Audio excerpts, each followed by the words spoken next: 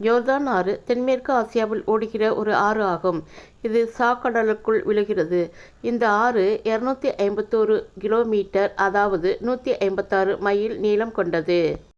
இஸ்ரவேலருக்கு வாக்களிக்கப்பட்ட நாட்டினுள் நுழைய இதை கடந்தாலும் இயேசு கிறிஸ்து திருமுழுக்கு யோவானிடம் திருமுழுக்கு பெற்ற ஆறு இது.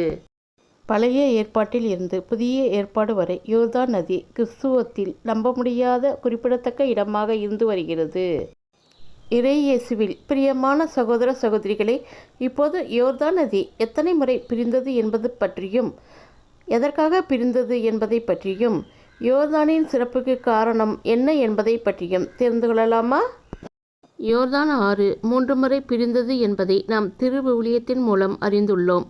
அது ஏன் எதற்காக பிரிந்தது என்பதை இந்த இறைவார்த்தைகளின் மூலம் அறிந்து கொள்வோமா?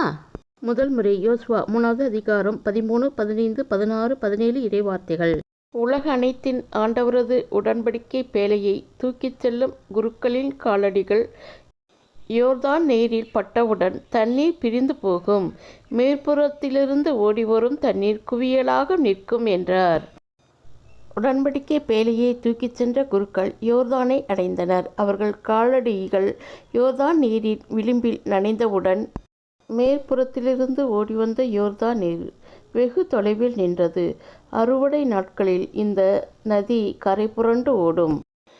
மேற்புறத்தில் இருந்து வந்த நீர் சாரத்தானின் அருகில் இருந்து ஆதாம் நகருக்கு எதிரில் வெகு தொலைவில் மேலெழும்பி நின்றது. கீழே ஓடிய நீர் பாலை நில கடலாகிய சாக்கடல் வரை ஓடி மறைந்தது. மக்களும் எரிகோவுக்கு நேர் எதிராக கடந்து சென்றனர். இஸ்ரவேலர் அனைவரும் கடந்து முடிக்கும் வரை அவரது உடன்படிக்கை பேழையை தூக்கிச் சென்ற குருக்கள் யோர்தான் நடுவே வறண்ட தரையில் நின்றனர். எல்லா இஸ்ரவேல் மக்களும் அவ்வறண்ட தரையின் வழியாக நடந்தனர். யோசுவா இறைவனால் ஆசீர்வதிக்கப்பட்ட ஒரு வாழ்க்கை வாழ்ந்தார். யோசுவாவிடம் காணும் இறை நம்பிக்கையும் அசைக்க முடியாத விசுவாசமும் இஸ்ரேல் மக்களை யோர்தானின் வறண்ட தரையின் வழியாக நடக்க செய்தது. இரண்டாவது முறையாக யோர்தான் ஆறு எதற்காக பிரிந்தது என்று பார்க்கலாமா? 2 அரசர் 2வது அதிகாரம் 6, 7, 8 இறைவார்த்தைகள். எலியா எலிசாவை நோக்கி, ஆண்டவர் என்னை யோர்தானுக்கு அனுப்பியுள்ளார், எனவே நீ இங்கேயே தங்கியிரு என்றார். அதற்கு அவர், வாழும் ஆண்டவர் மேல் ஆணை, உன் உயிர் மேலும் ஆணை, நான் உன்னை விட்டு பிரிய மாட்டேன் என்றார். ஆகவே அவர்கள் இருவரும் தொடர்ந்து பயணம் செய்தனர். அவர்கள் யோர்தான் நதி கரையை அடைத்து அங்கே நின்றனர். அவர்களை பின்தொடர்ந்து சென்ற இறைவாக்கினர் குழுவினர் 50 பேரும் சற்று தொலைவில் நின்று கொண்டனர். அப்போது எலியா தன் போர்வையை எடுத்து சுருட்டி அதை கொண்டு நீரை அடித்தார். தண்ணீர் இருபுறமும் புரிந்து கொள்ள இருவரும் உலர்ந்த தரை மீது நடந்து நதியை கடந்தனர்.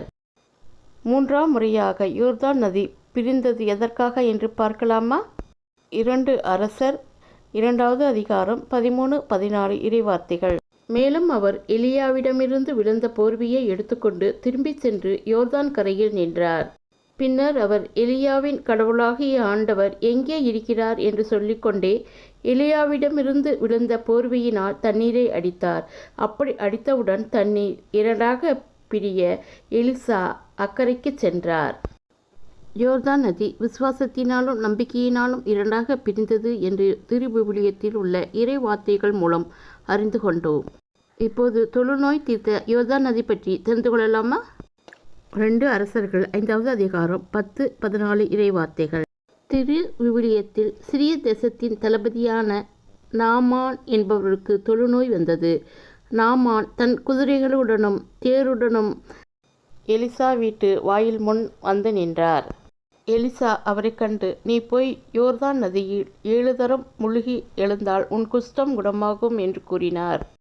எனவே நாமான் புறப்பட்டு சென்று கடவுளின் அடியாரது வாக்குக்கு இணங்க யோர்தானில் 7 முறை மூழ்கி எழ அவர் நலமடைந்தார்.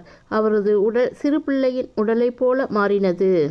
இயேசு கிறிஸ்துவிடம் மாறாத அன்பும் நம்பிக்கையும் விசுவாசமும் கடுகளவு இருந்தாலே போதும், உலகத்தையே ஜெயித்து விடலாம் என்பது இப்போது புரிகிறதல்லவா? யோர்தான் நதி சிறப்புடனும் இதுவரை யாராலும் மறக்க முடியாது இருப்பதற்கு காரணம் என்ன என்று உங்களுக்கு தெரியுமா?